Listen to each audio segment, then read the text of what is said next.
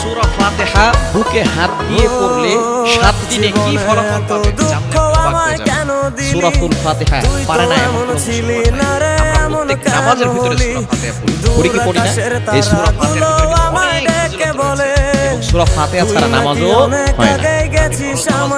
সুন্নত বলেন, নফল বলেন, ওয়াজিব বলেন, সব নামাজেই কিন্তু সূরা ফাতিহা আছে না? সূরা ফাতিহা ছাড়া নামাজ হয় না। এই সূরা ফাতিহাকে আরেকটি নাম আছে, কোরআনের মা। কোরআন কারীমের ভিতরে যত সারাংশ রয়েছে তার মূল সারাংশই হচ্ছে কথা আল্লাহ পাক সূরা ফাতিহার ভিতরে। সূরা ফাতিহাকে আরেকটি নাম দেওয়া হয়েছে শিফাউন লিকুল্লি দা, সকল রোগের ঔষধ।